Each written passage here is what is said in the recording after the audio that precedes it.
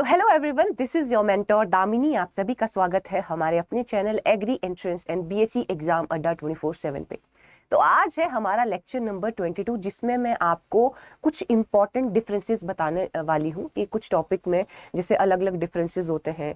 Meiosis में क्या difference है, माइटोसिस में क्या डिफरेंस है, जीनोटाइप में क्या डिफरेंस है, फिनोटाइप में क्या डिफरेंस है। तो वो सारे डिफरेंसेस अभी तक जितनी भी चीज़ें हमने पढ़ी है उससे रिगार्डिंग डिफरेंसेस मैं आपको करवाने वाली हूँ। तो वीडियो शुरू करने से पहले अगर आपने अभी तक हमारे चैनल को सब्सक्राइब नहीं किया है तो हमारे चैनल को ज़रूर सब्सक्राइब करें और हाँ, इस वीडियो को भी ज़रूर लाइक करें और शेयर करें। चलो बच्चों, अभी तक हमने बच्चे ऑलमोस्ट कंप्लीट कर चुका हम ऑलमोस्ट सिलेबस कंप्लीट कर चुके हैं। सॉरी यार, मेरी थोड़ी तबीयत खराब है। तो अब मैं आपको थोड़े डिफरेंसेस करवाने वाली हूँ। इसके बाद हमारा एक क्लास और लगेगी, इसके बाद मेरी एक और क्लास लगेगी जेनेटिक्स की। हम वाईटी पे यूट्यूब पे इतना ही करने वाले हैं जेनेटिक्स के बारे में। जो क्लास रहने वाली है आपकी जीन एक्सप्रेशन पे, मतलब ओपेरॉन मॉडल के बारे में। आपको ओपेरॉन सिस्टम आता है ना, तो ओपेरॉन सिस्टम के बारे में वो क्लास होने वाली है। तो इससे पहले जान लेते हैं डिफरेंसेस के बारे में, ठीक है। तो सबसे पहला डिफरेंस आ जाता है होमोजाइगस और हेट्रोजाइगस के बारे में। What is the difference between heterozygous and homozygous? मैंने बच्चे आपको जब पहले बताया था तो तब मैंने आपको करवाया था। देखो यहाँ पे बेसिक तो तुम लोगों को पता होगा, पता होनी भी चाहिए, क्योंकि मैंने आप लोगों को बहुत अच्छे से करवाया है। बट यहाँ पे मैं आपके लिए बहुत सारे पॉइंट्स लेके आई हूँ, क्योंकि आपके एग्जाम में ये सारे आते हैं, डिफरेंशिएट करने को आता है। Differentiate between homozygous, homogeneous, heterogeneous, genotype, phenotype, crossing over, linkage. तो इन सारी चीजों के बारे में मैं आपको ऑलरेडी पढ़ा चुकी हूँ। तो अब हम थोड़े डिफरेंसेस जानेंगे। एक तरीके से आप एक तरीके से आपका रिवीजन क्लास भी होगी है, ठीक है, क्योंकि ये सारे टॉपिक्स हम ऑलरेडी कवर कर लिए हैं। तो आपका एक तरीके से रिवीजन हो जाएगा, ठीक है। चलो, सबसे पहले मैं आपको बोल रही हूँ होमोजाइगस और हेट्रोजाइगस के बारे में। होमोजाइगस और हेट्रोजाइगस, इन दोनों टर्म्स का क्या मतलब होता है याद करो। मैंने आपको बोला था कि एक जीन की दो अलील पाई जाती है, एक जीन की दो अलील पाई जाती है। कैपिटल टी, स्मॉल टी या कैपिटल टी स्मॉल टी, इस तरीके से हम जीन्स को लिखते थे। फिर मैंने आपको बोला था ऐसी जीन्स जिनमें सिमिलर अलील पाई जाती है, ऐसी जीन जिनमें सिमिलर अलील पाई जाती है। कैपिटल टी सेम है, स्मॉल टी सेम है।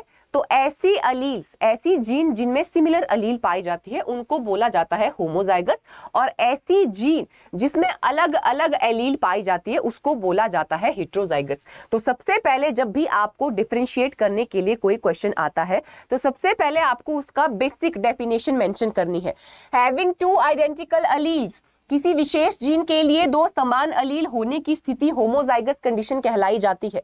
हैविंग टू डिफरेंट अलील, दो अलग अलग अलील जब एक जीन की होती है उसको हेट्रोजाइगस बोला जाता है। किसी विशेष जीन के लिए दो अलग अलग एलील्स होने की स्थिति। अब दूसरा पॉइंट देखो क्या होता है। पहला पॉइंट हमेशा बच्चे डेफिनेशन बोला है, दूसरा पॉइंट अब अलील कॉम्बिनेशन। हालांकि बात तो यही है, देखो जब भी हम डिफरेंसेस की बात करते हैं हम अलग अलग पॉइंटर्स बनाते हैं। अब यहाँ पे आपको लगेगा यार ये पॉइंट भी तो यही हुआ, ये पॉइंट भी तो यही हुआ। अब डिफरेंशिएट में तुम और क्या बोलोगे यार। अब एक चीज को अब होमोजाइगस का मतलब यही होता है कि कैपिटल टी स्मॉल टी वाली सिचुएशन। अब इसको तुम कितना ही लिख पाओगे डिफरेंसेस में। तो आपको पॉइंटर्स बनाने आने चाहिए, आपको उसके पॉइंटर्स बनाने आने चाहिए कि एक लाइन से आप दो चार पॉइंटर्स किस तरीके से बना सकते हो। तो उस फॉर्म में मैं आपके लिए लेके आई हूँ। देखो अलील कॉम्बिनेशन कैसा होगा। हम बोलते थे कैपिटल टी या स्मॉल टी, तो यही हो रहा है। एलील कॉम्बिनेशन कैपिटल ए या स्मॉल ए, या तो दोनों डोमिनेंट होंगी या तो दोनों ही रिसेसिव होंगी। अब यहाँ पे अलील एक्सप्रेशन कैसा होगा, एक कैपिटल एक स्मॉल। देखो दोनों चीजें ये सेम है पर लिखने का तरीका देखो कितना अलग है। दोनों चीजें सेम है, सेम चीज मैंने बोली, पर लिखने का तरीके में कितना डिफरेंस आ जाता है। तीसरा एक्सप्रेशन ऑफ ट्रेट का मतलब क्या हुआ। अब देखो एक्सप्रेशन ऑफ ट्रेट का मतलब हुआ जैसे कैपिटल टी टॉल कैरेक्टर बनाता था, स्मॉल टी ड्वार्फ कैरेक्टर बनाता था। कंप्लीटली इसमें टॉल पौधे आते थे, कंप्लीटली इसमें ड्वार्फ पौधे आते थे, ठीक है। तो यहाँ पे यही लिखा गया है कि जो लक्षण आएंगे वो यूनिफॉर्म होंगे और प्रिडिक्टेबल होंगे। यूनिफॉर्म होंगे लक्षण कि सारे लंबे पौधे आएंगे, और प्रिडिक्टेबल होगा कि अगर कैपिटल टी है तो लंबा पौधा ही आगे आएगा। यहाँ पे देखो क्या बोला गया है, ट्रेट में बी डोमिनेंट और recessive depending on the allele. Trait कुछ भी हो सकता है, ट्रेट डोमिनेंट भी हो सकता है, रिसेसिव भी हो सकता है, वो आपका अलील के कॉम्बिनेशन पे डिपेंड करता है। इतनी चीजें आई होप तुम लोगों को समझ में आनी चाहिए, क्योंकि ये ऑलरेडी मैंने सारी चीजें पढ़ा रखी हैं। मैं बस आपको बताना चाह रही हूँ कि किस तरीके से आपको अपने क्वेश्चंस में डिफरेंशिएट करने वाले क्वेश्चन लिखने हैं, ठीक है। अब देखो, जेनेटिक स्टेबिलिटी किसकी ज्यादा है? जेनेटिक स्टेबिलिटी बच्चे किसकी ज्यादा होती है? होमोजाइगस की। होमोजाइगस की जेनेटिक कंडीशन सेम होती है। अब इसमें स्टेबिलिटी क्यों ज्यादा है? अब यहाँ पे जो अलील है ना बच्चे, वो सेम है, एलील सेम है। यहाँ पे सारे टॉल पौधे आएंगे, यहाँ पे सारे छोटे पौधे आएंगे, तो यहाँ पे जो सारे पौधे टॉल आएंगे, ड्वार्फ आएंगे, तो उनमें स्टेबिलिटी है। अब यहाँ पे देखो जीन अलग अलग है, यहाँ पे जीन अलग अलग है, तो आगे जो प्रोजेनी आएंगी उसमें कुछ जीन इसके होंगे, कुछ इसके होंगे, तो यहाँ पे स्टेबिलिटी नहीं होगी कैरेक्टर्स में, ट्रेट्स में स्टेबिलिटी नहीं होगी in case of heterozygous conditions. अगर हम एग्जाम्पल की बात करें तो ए आपका होमोजाइगस है, ठीक है, और ये भी आपका होमोजाइगस। देखो जहां पे भी दो सेम अलील होंगी वो आपकी सारी होमोजाइगस कंडीशन कहलाई जाएंगी, और जहां पे भी आपकी एक बड़ी एक छोटी, एक डोमिनेंट एक रिसेसिव अलील होगी, वो आपकी हेटेरोजाइगस कंडीशन कहलाई जाएगी। 2-3 पॉइंटर्स तो ऐसे हैं कि एक ही पॉइंट से वो 3 पॉइंट्स बना लिए, तो इस तरीके से आपको पता होना चाहिए कि क्वेश्चन फ्रेम किस तरीके से करना है, अब 4 नंबर का अगर यही क्वेश्चन आ गए फिर क्या करोगे, ठीक है। तो आपको पता होना चाहिए कि किस तरीके से आपने क्वेश्चन लिखना है, ठीक है। अब नेक्स्ट डिफरेंस आ जाता है होमोजीनियस और हेटेरोजीनियस के बीच में। याद करो मैंने आपको होमोजीनियस और हेटेरोजीनियस में क्या बोला था? मैंने बोला था होमो का मतलब होता है same, genus is related to population, ठीक है। हम बोलते थे कि जब पूरी पॉपुलेशन आपकी सेम है, मान लो ये मेरे पास ग्रुप, ये पूरी पॉपुलेशन है, जब पूरी पॉपुलेशन सेम होगी, जब पूरी पॉपुलेशन आपकी टॉल है, तो सारी पॉपुलेशन जब सेम होगी तो उसको बोला जाता है होमोजीनियस, और जब पॉपुलेशन अलग अलग होगी, कुछ टॉल पौधे हैं, कुछ ड्वार्फ पौधे हैं, कुछ मिक्स है, ठीक है। इस तरीके से जब पॉपुलेशन आपकी मिक्स होती है, जब पॉपुलेशन आपकी अलग अलग होती है, उसके लिए हेटेरोजीनियस टर्म दी गई है, और जब पॉपुलेशन सेम होती है उसके लिए टर्म दी गई है होमोजीनियस। तो सबसे पहले तो डेफिनेशन ही हम बोलेंगे, एक ऐसी पॉपुलेशन जहां पे सारे इंडिविजुअल का जेनेटिक कॉन्स्टिट्यूशन या जेनेटिक मेकअप सेम है, कैपिटल टी, और एक ऐसी पॉपुलेशन जहां पे हर इंडिविजुअल का या मैक्सिमम इंडिविजुअल का जीनोटाइप अलग अलग है, कहीं पे कैपिटल टी है, कहीं पे स्मॉल टी है, कहीं पे कैपिटल टी स्मॉल टी है। तो जब आपकी ऐसी पॉपुलेशन जहां पे इंडिविजुअल की जीन्स अलग अलग है उसको हेटेरोजीनियस बोला जाता है, और ऐसी कंडीशन जहां पे पॉपुलेशन में इंडिविजुअल के जीन्स सेम होते हैं उसको होमोजीनियस बोला जाता है, होमोजीनियस। पहला पॉइंट हमने कवर कर लिया, डेफिनेशन वाला पार्ट कवर कर लिया। दूसरा आ जाता है जेनेटिक कंपोजिशन। अगला आ जाता है जेनेटिक कंपोजिशन। अब जेनेटिक कंपोजिशन, अगर एक पॉपुलेशन है उसमें सिर्फ कैपिटल टी हर जगह पे कैपिटल टी है, तो क्या वो पॉपुलेशन यूनिफॉर्म होगी कि नॉन यूनिफॉर्म होगी? यूनिफॉर्म का मतलब होता है जो आगे बच्चे हैं, जो आगे पॉपुलेशन है, क्या वो सेम होगी? ऑब्वियसली, अगर सबकी जीन कैपिटल टी है तो आगे आने वाली पॉपुलेशन भी तो सेम होगी। तो यहाँ पे हम बोलेंगे कि जो पॉपुलेशन है वो जेनेटिकली यूनिफॉर्म पॉपुलेशन पाई जाएगी। अब यहीं पे मैंने बोला कि एक पॉपुलेशन में कैपिटल टी भी है, स्मॉल टी भी है, कैपिटल टी स्मॉल टी भी है।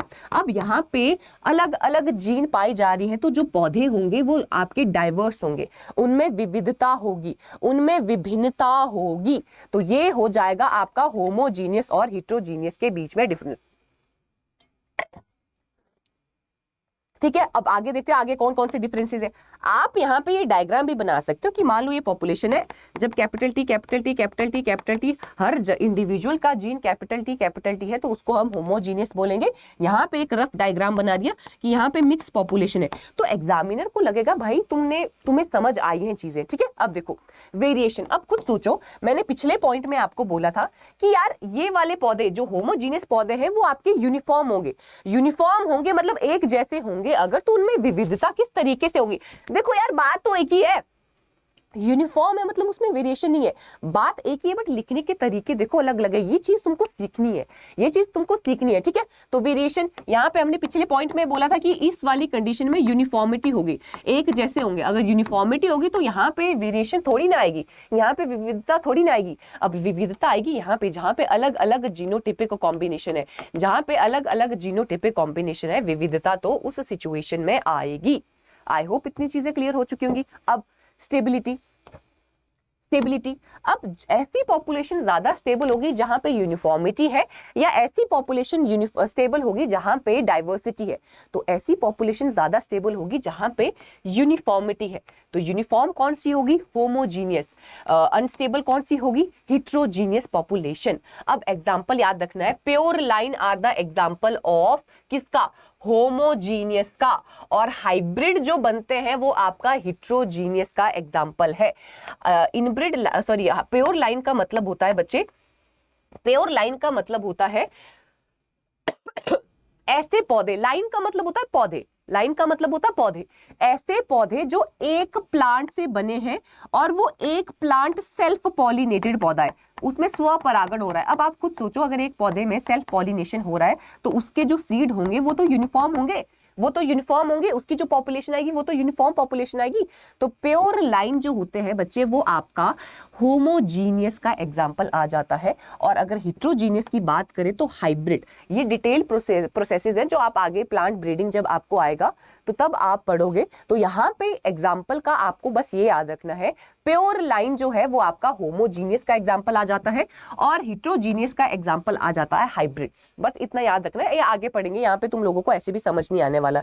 बेसिक जेनेटिक्स आपके सर के ऊपर से जा रही है तो बाकी तो क्या ही समझ में आएगा अभी, ठीक है। चलो, अब हमने दो डिफरेंसेस जान लिए, अब आते हैं जीनोटाइप और फिनोटाइप पे। याद करो मैंने बोला था कि जो मेरा फिजिकल अपीयरेंस होता है, मेरा बाहरी रूप है जो, उसको फिनोटाइप बोला जाता है, और मेरे अंदर जो जीन्स है उसको जीनोटाइप बोला जाता है।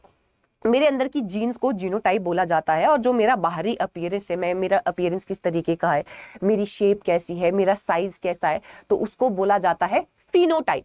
फिनोटाइप का मतलब होता है ऑब्जर्वेबल फिजिकल और फिजियोलॉजिकल एक्सप्रेशन, मतलब जो चीज हम देख पा रहे हैं।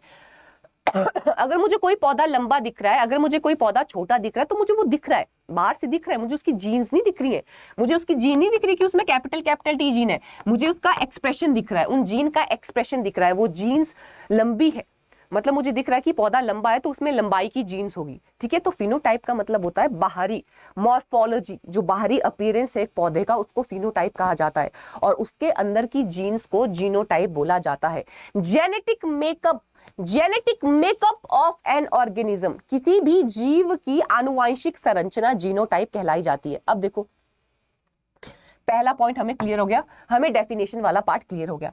अब अगर इस पॉइंट को और बढ़ाना है, देखो मैं बोलूंगी एग्जाम्पल, एग्जाम्पल के तौर पे देखे, अगर मुझे कोई पौधा लंबा दिख रहा है तो मैं बाहरी रूप से उसको देख रही हूँ, तो वही बोला जा रहा है represented by trait like tallness, dwarfness. अब इसको जीन की फॉर्म में लिखा जाएगा, capital T small T A, ठीक है। तो ये जीनोटाइप का मतलब ही होता है जेनेटिक कॉम्बिनेशन, जीन की बात हो रही है, और फिनोटाइप का मतलब होता है बाहरी अपीयरेंस, बाहरी अपीयरेंस की बात हो रही है, बाहरी लुक्स की बात हो रही है, ठीक है। अब dependence, depend on genetic composition only, आनुवंशिक संरचना पे ये निर्भर करता है जीनोटाइप, और ये आपका जीनोटाइप और एनवायरनमेंट पे डिपेंड करता है। देखो आपने आपने ये चीज सुनी होगी, मान लो कोई दो ऐसे ट्विन्स हैं, दो ऐसे प्लांट है जो क्लोन है, प्लांट की बात करते हैं, दो ऐसे प्लांट है, दो ऐसे पौधे हैं जो क्लोन है। क्लोन का मतलब है उनकी जीन्स बिल्कुल सेम है। सुनो, ये अच्छे से करना है बच्चे, इसी तरीके से आपको एग्जाम में आता है, ठीक है। चलो, मैंने बोला मेरे पास दो पौधे हैं जिनमें बिल्कुल एक जैसी जीन है, प्लांट 1 प्लांट 2, दो पौधे हैं जिनमें हूबहू एक जैसी जीन है, ठीक है। मैंने बोला जीनोटाइप जो है वो आपका सिर्फ जीन्स पे आधारित है, ठीक है। अब मैंने बोला हूबहू मेरे पास सेम जीन है, अगर इस पौधे को मैं हाई टेम्परेचर पे रख रही हूं और इस पौधे को मैं ठंडे टेम्परेचर पे रख रही हूं,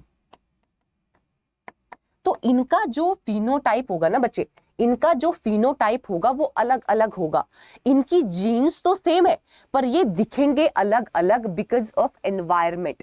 एनवायरमेंट भी बहुत इंपॉर्टेंट रोल प्ले करता है, एनवायरमेंट भी बहुत रोल प्ले करता है। देखना, तो हम बोल रहे हैं कि अगर कुछ ऐसे पौधे हैं जिनकी जीन सेम है, अगर हम बोलते हैं जीन सेम है तो आगे पौधा, मान लो ये दोनों जीन सेम है तो पौधा टॉल आना चाहिए था, तो पौधा टॉल आना चाहिए था। मैंने इस पौधे को बहुत गर्म इलाके में लगाया, इस पौधे को बहुत ठंडे इलाके में लगाया, पर इन दोनों का फिनोटाइप, इन दोनों को आप बाहर से देखोगे आप बता ही नहीं सकते कि इनकी जीन्स अलग अलग है। क्यों?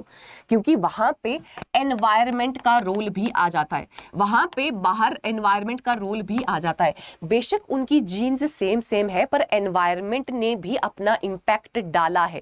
तो तभी यहां पे ये कहा जा रहा है, तभी बच्चे यहां पे ये कहा जा रहा है कि जीनोटाइप तो सिर्फ जेनेटिक कॉम्बिनेशन है, बट फिनोटाइप जो हमें बाहरी आवरण हमारा दिखता है वो एनवायरमेंट पे भी डिपेंडेंट होता है। अगर मान लो मैं ठंडे इलाके में गई, मैं गोरी हो जाऊंगी, अगर वहीं पे मुझे बहुत गर्म इलाके में डाला जाए तो मैं काली दिखूंगी। मेरे फिनोटाइप में परिवर्तन आ रहा है ना एनवायरमेंट का। मेरे फिनोटाइप यानी कि मेरे जो जिस तरीके से मैं दिखाई दे रही हूं उसमें एनवायरमेंट का रोल आ रहा है। ठंडे इलाके में जाऊंगी, वहां पे मुझे धूप मिलेगी नहीं तो मैं गोरी गोरी हो जाऊंगी, ठीक है। अगर गर्म इलाके में गई, धूप पड़ेगी तो मैं काली हो जाऊंगी। तो आप बोलोगे ना यार मैम आप काले कभी गोरे लग रहे हो, कभी काले लग रहे हो, गोरे लग रहे हो, वो एनवायरमेंट की वजह से हो रहा है। तो फिनोटाइप एनवायरमेंट की वजह से भी चेंज हो सकता है, पर जीनोटाइप को एनवायरमेंट का कोई, अब मेरी जीन्स थोड़ी ना चेंज हो रही है। अब मैं धूप में जा रही हूँ, अगर मैं गर्म इलाके में जा रही हूँ, अगर मैं ठंडे इलाके में जा रही हूँ, मेरी जीन्स में थोड़ी ना परिवर्तन आ रहा है, मेरे बाहरी अपीयरेंस में परिवर्तन आ रहा है। तो यही पॉइंट यहां से आपको, ये पॉइंट यही आपको यहां पे बताने जा रहा है, ठीक है। चलो, विजिबिलिटी। विजिबिलिटी, अब आपको क्या आपकी जीन्स दिखाई दे रही है? अब मान लो मैं काली हूं, मेरे कालेपन की जीन्स तुमको दिखाई दे रही है, मेरे माथे पे लिखी हुई है? नहीं, इनको विजिबल, ये इनको हम नहीं देख सकते, बट फिनोटाइप तो हमें पता चल रहा है। तुम्हें मैं दिख रही हूँ कि काली गोरी में दिख रही हूँ तुम लोगों को, तो फिनोटाइप विजिबल होते हैं, ऑब्जर्व किए जा सकते हैं, और जो जीनोटाइप होते हैं वो विजिबल नहीं होते हैं। अगर हम चेंज की बात करें तो जीनोटाइप तो होते हैं, जीनोटाइप को म्यूटेशन के द्वारा चेंज किया जा सकता है। म्यूटेशन के बारे में या उत्परिवर्तक के बारे में भी हम पढ़ चुके हैं, जहां पे मैं बोलती थी डीएनए के स्ट्रक्चर में जब चेंजेस आते हैं उसको म्यूटेशन बोला जाता है। तो अगर अब जीन की बात, जीनोटाइप का मतलब तो जीन्स ही है, तो जीन्स में चेंजेस आ सकते हैं, ठीक है। तो जो जीनोटाइप है उसको म्यूटेशन के द्वारा चेंज किया जा सकता है, पर फिनोटाइप को एनवायरनमेंट के द्वारा चेंज किया जा सकता है। मैं बोलती हूँ ना, मैंने अभी पीछे अपना एग्जांपल दिया काले गोरे वाला, तो फिनोटाइप को एनवायरनमेंट के द्वारा इन्फ्लुएंस किया जा सकता है, ठीक है। चलो, अगर एग्जाम्पल की बात करें, जीनोटाइप को इस फॉर्म में लिखा जाता है और फिनोटाइप को आपका कैरेक्टर की फॉर्म में लिखा जाता है कि लंबा है, काला है, गोरा है, छोटा है, मोटा है, ठीक है। तो फिनोटाइप को कैरेक्टर की फॉर्म में लिखा जाता है और जीनोटाइप्स को जीन्स की फॉर्म में लिखा जाता है। आई होप आपको ये डिफरेंस क्लियर हो गया होगा कि जीनोटाइप का क्या मतलब होता है और फिनोटाइप का क्या मतलब होता है, और दोनों में अगर डिफरेंसेस आपसे पूछ लिया जाए तो किस तरीके से आपको डिफरेंसेस लिखने हैं, ठीक है। चलो, अब अगला डिफरेंस आ जाता है ऑटोगैमी और एलोगैमी का। अगला डिफरेंस आ जाता है बच्चे ऑटोगैमी और एलोगैमी का। अब ऑटोगैमी एलोगैमी का क्या मतलब होता है? मैंने आपको पॉलिनेशन के बारे में तो पढ़ाया बेटा, मैंने आपको पॉलिनेशन पढ़ाया ना, मैंने आपको हॉर्टिकल्चर में पॉलिनेशन पढ़ाया। तो जिन बच्चों ने हॉर्टिकल्चर की क्लासेस नहीं देखे, तो हॉर्टिकल्चर में मैंने आपको पॉलिनेशन पढ़ाया हुआ है, जहां पे मैंने आपको बताया है कि पॉलिनेशन के दो टाइप होते हैं, सेल्फ पॉलिनेशन और क्रॉस पॉलिनेशन।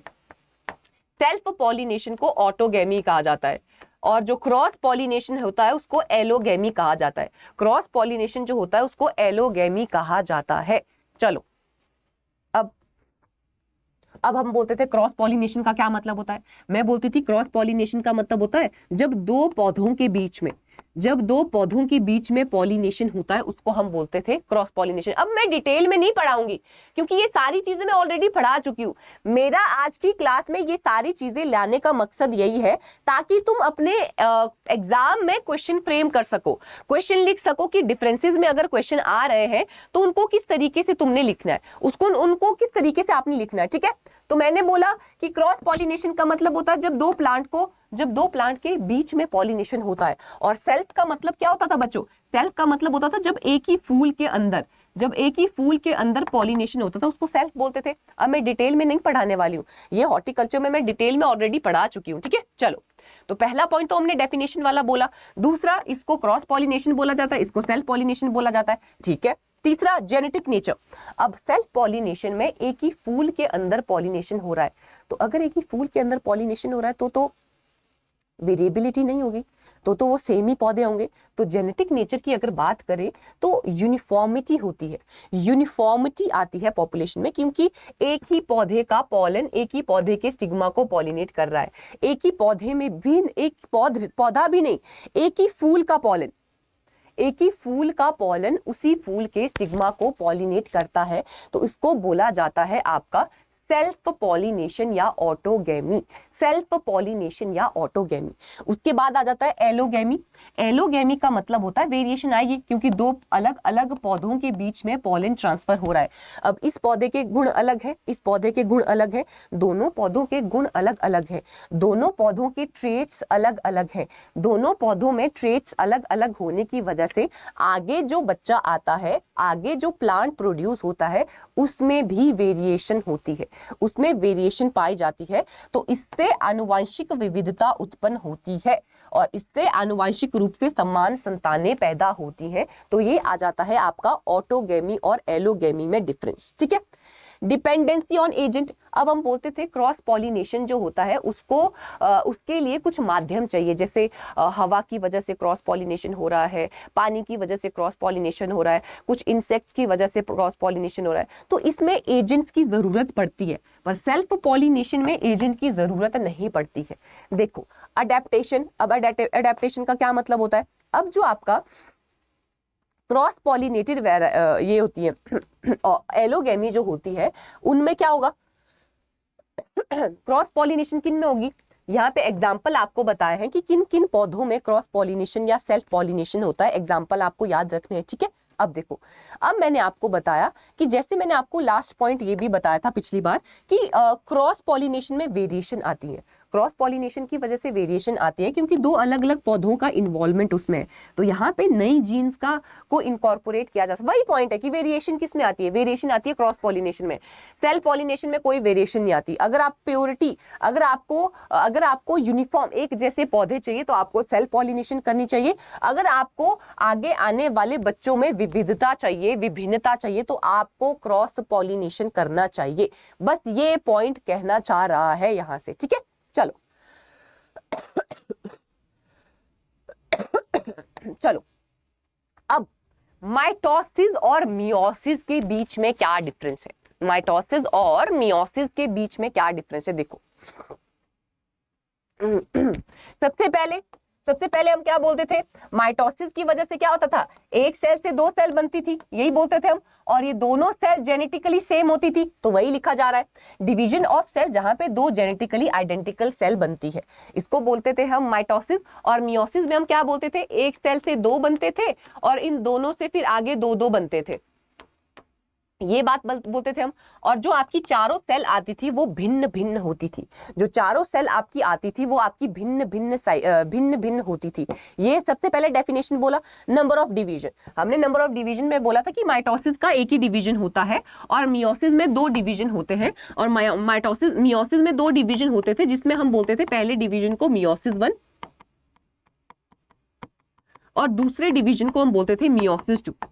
ठीक है, तो नंबर ऑफ डिवीजन माइटोसिस में एक बार हो रहा है और मियोसिस में दो बार हो रहे हैं। ठीक है, अब next number of daughter cell. अब मैं बोलती थी माइटोसिस में एक से दो बनते हैं और मियोसिस में एक से चार बनते हैं, तो यहाँ पे डॉटर सेल दो बन रही हैं और यहाँ पे डॉटर सेल आपकी चार बन जाती है। यहाँ पे डॉटर सेल आपकी चार बन जाती है। क्रोमोसोम नंबर क्या होता था? देखो क्रोमोसोम नंबर में मैंने आपको बोला था कि माइटोसिस में अगर मदर 2n है तो आगे आने वाले बच्चे भी 2n होते थे। मदर अगर 2n है तो आगे आने वाले बच्चे भी सेम होते थे। तो यहाँ पे आप लिखोगे कि जो क्रोमोसोम नंबर होता है वो मदर के इक्विवेलेंट होता है। ये पॉइंट नहीं लिखोगे कि डॉटर सेल आर डिप्लॉयड, आप यहाँ पे ये लिखोगे कि जो आपकी डॉटर सेल आती है उनका क्रोमोसोम नंबर मदर सेल जितना ही होता है। अगर मदर सेल 2n है तो आगे आने वाले बच्चे भी 2n होंगे। अगर मदर सेल 4n है तो आगे आने वाले बच्चे भी 4n होंगे। अगर मदर सेल n है तो आगे आने वाले बच्चे भी n होंगे। ये पॉइंट आपको यहाँ पे लिखना है। और यहाँ पे आपको लिखना है कि जो आगे आने वाले बच्चे होते हैं उनमें जो क्रोमोसोम नंबर होता है वो आधा होता है। अगर फीमेल, अगर आपका जो मदर है उस वो n है तो आगे जो सेल्स बनती हैं, जो डॉटर बनती है, उनमें n होगा, आधा हो जाता है। अगर 4n मदर है तो आगे 2n पैदा होगा। तो यहाँ पे बोलना है कि जो मदर में आपका क्रोमोसोम नंबर था वही डॉटर में होता है, पर मियोसिस के केस में जो क्रोमोसोम नंबर मदर का पाया जाता है, मदर से आधा क्रोमोसोम नंबर आपका डॉटर सेल्स में पाया जाता है। तो ये चीज हो गई आपकी माइटोसिस और मियोसिस। अब और कुछ पॉइंट देख लेते हैं और पॉइंट्स क्या है। अब देखो जेनेटिक वेरिएशन। अब क्या माइटोसिस की वजह से जेनेटिक वेरिएशन होगी? मैंने आपको जब सेल साइकिल के बारे में बताया था तो तब मैंने आपको बताया था कि वेरिएशंस वहीं आती है जहां पे क्रॉसिंग ओवर होती है, और क्रॉसिंग ओवर कहाँ होती थी? क्रॉसिंग ओवर होती थी हमारी मियोसिस में। तो यहाँ पे वेरिएशन नहीं आती है और यहाँ पे हमारी वेरिएशन आएगी क्योंकि यहाँ पे क्रॉसिंग ओवर देखने को मिलती है, क्योंकि यहाँ पे हमें क्रॉसिंग ओवर देखने को मिलती थी। ठीक है, पर्पस का मतलब होता है ग्रोथ रिपेयर के लिए। ठीक है, ग्रोथ के लिए, हमारी बॉडी की ग्रोथ के लिए या रिपेयर करने के लिए माइटोसिस का काम होता है। मैंने सबसे पहले जब आप लोगों को माइटोसिस और मियोसिस पढ़ाया था तो सबसे पहले मैंने बोला था माइटोसिस होती है सोमैटिक सेल में, यानी कि दैहिक कोशिका में, और मियोसिस होती है रिप्रोडक्टिव सेल में और जर्म सेल में, यानी कि प्रजनन कोशिका में। तो अगर ये सोमैटिक सेल में होती है तो हमारी बॉडी की ग्रोथ करने में माइटोसिस का काम होता है, और अगर हमारे सेक्सुअल रिप्रोडक्शन से रिलेटेड बात है तो वो मियोसिस करती है। अगर हम फेजेस की बात करें, इसमें 4 फेजेस होंगे। यहाँ पे क्या होगा? यहाँ पे 2 डिवीजन होते हैं, मियोसिस 1, मियोसिस 2, जिनमें 4 फेजेस होते हैं। मियोसिस 1 में हम प्रोफेज 1, मेटाफेज 1, एनाफेज 1, टीलोफेज 1 के बारे में पढ़ते थे, और मियोसिस 2 में हम पढ़ते थे प्रोफेज 2, मेटाफेज 2, एनाफेज 2 और टीलोफेज 2। तो इस तरीके से हम फेजेस अलग अलग प्रोसेसेस में पढ़ते थे, माइटोसिस और मियोसिस में। ठीक है, चलो नेक्स्ट आ जाता है क्रॉसिंग ओवर। अब हमने बात की थी वेरिएशन की, तो मैंने बोला था कि माइटोसिस में कोई वेरिएशन देखने को नहीं मिलती है। हमने बात की थी कि माइटोसिस में कोई वेरिएशन हमें देखने को नहीं मिलती है। अगर यहाँ पे कोई वेरिएशन नहीं है, अगर यहाँ पे हमें कोई वेरिएशन नहीं मिल रही है तो यहाँ पे मतलब क्रॉसिंग ओवर हो ही नहीं रहा होगा। तो ये पॉइंट तो आपका यही क्लियर हो जाना चाहिए। क्रॉसिंग ओवर माइटोसिस के केस में नहीं होती है और मियोसिस के केस में आपका क्रॉसिंग ओवर देखने को मिल जाती है। क्रॉसिंग ओवर माइटोसिस के केस में देखने को मिल जाती है। आई होप इतनी चीजें आपको क्लियर हो चुकी होंगी बच्चे। ठीक है, चलो अगला, ये भी बहुत इंपॉर्टेंट है। क्वालिटेटिव और क्वांटिटेटिव कैरेक्टर्स के बीच में क्या डिफरेंस होता है? What is the difference between qualitative and quantitative character? Qualitative और क्वांटिटेटिव कैरेक्टर के बीच में क्या डिफरेंस होता है? क्वालिटी, हम क्वालिटी की बात करते तो हम किसकी बात करते हैं? गुणों की बात करते हैं। हम बोलते हैं यार क्वालिटी अच्छी है इस कपड़े की, भले ही महंगा है बट क्वालिटी अच्छी है। क्वांटिटी की जब हम बात करते हैं, मतलब क्वांटिटी होता है मात्रा की। अगर मैं बोलूं कि यार कि क्वांटिटी तो भर भर के है, कि मतलब खाना मेरे पास आया, क्वांटिटी मात्रा तो बहुत ज्यादा है बट क्वालिटी अच्छी नहीं है, मतलब पर अच्छा नहीं है वो। ठीक है, उसकी क्या बोलते हैं, उसकी क्वालिटी अच्छी नहीं है। तो क्वांटिटेटिव इनहेरिटेंस का मतलब होता है ऐसे ट्रेट्स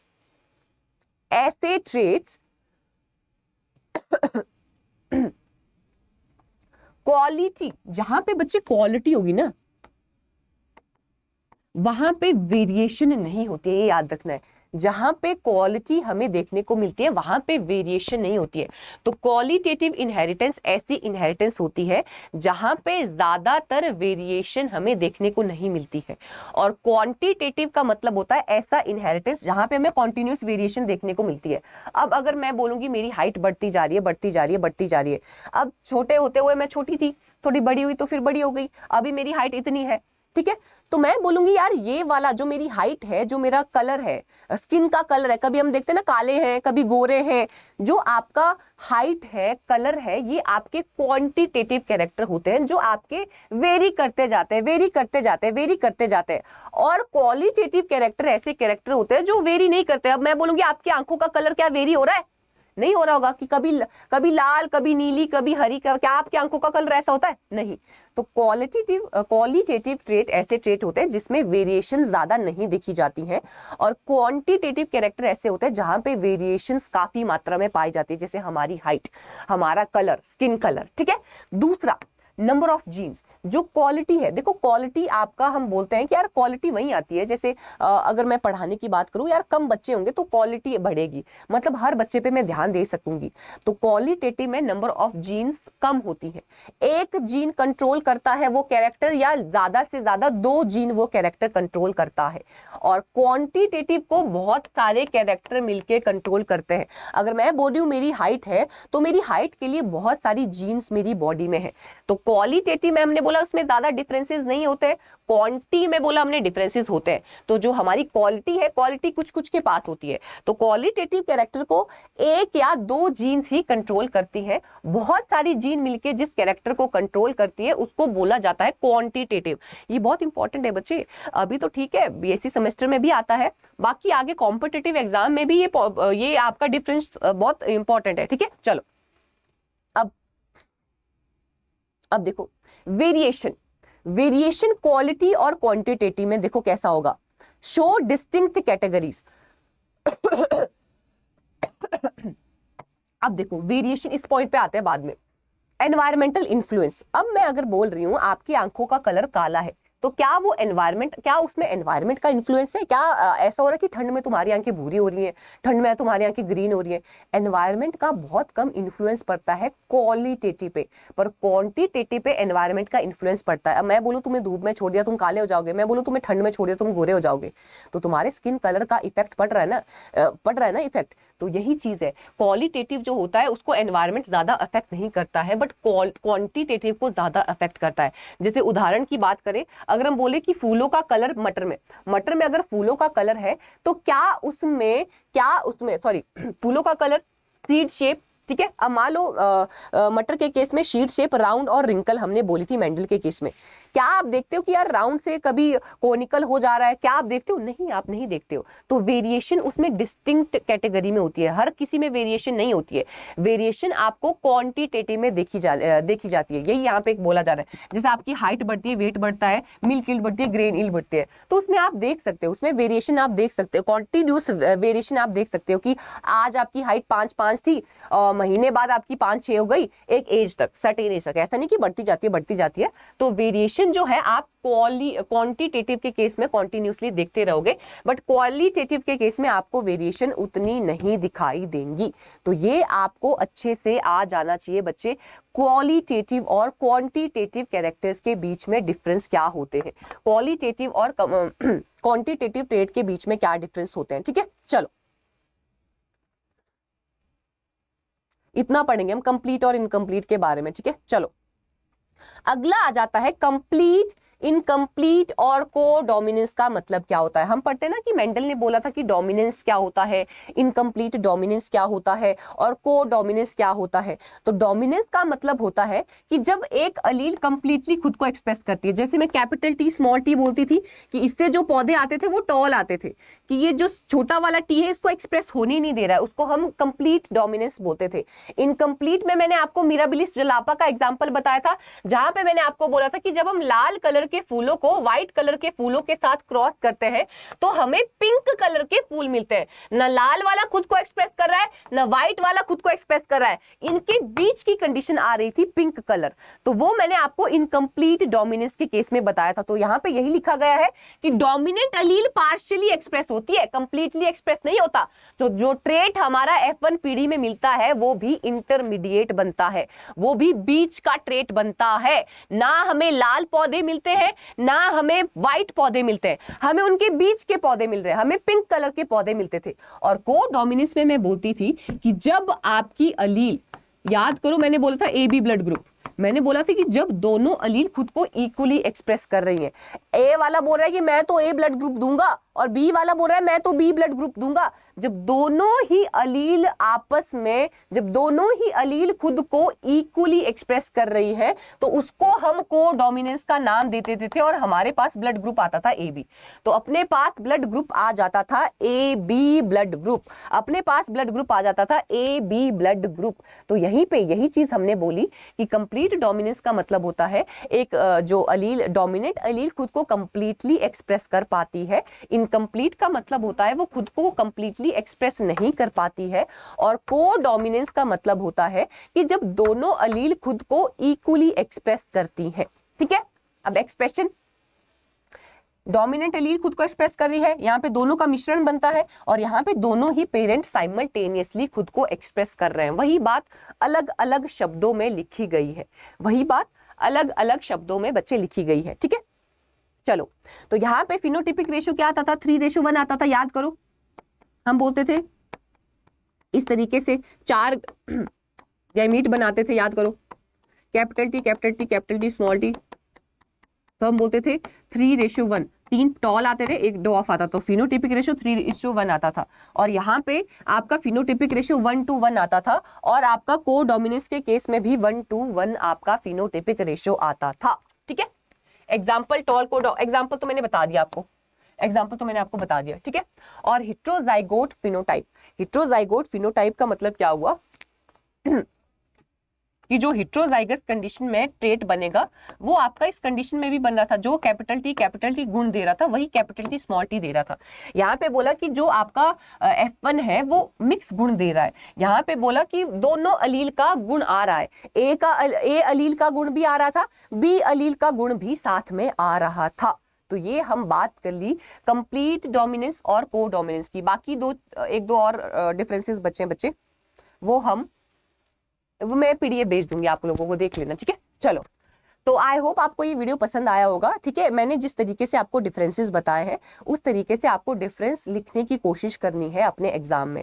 ठीक है, चीज एक ही है, एक चीज को आप किस तरीके से 2-3 पॉइंटर्स की फॉर्म में अच्छे से लिख सकते हो तो वो आपको यहाँ से आइडिया मिल जाएगा। 2 और डिफरेंसेस थे आगे, वो आप कर लेना खुद। ठीक है, चलो तो तब अगर आपको ये वीडियो पसंद आया होगा तो इस वीडियो को जरूर लाइक करें। इसके बाद हमारी आखिरी क्लास बचेगी जिसमें मैं आपको जीन एक्सप्रेशन के बारे में पढ़ाऊंगी।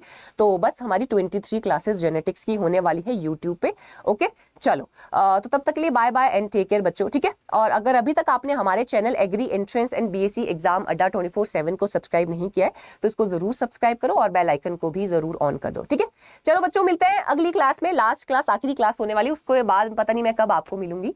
तो तब तक के लिए बाय बाय और टेक केयर, ख्याल रखना अपना, पढ़ना अच्छे से, पेपर आने वाले होंगे तो पेपर अच्छे से करो और happy Diwali in advance. Bye bye.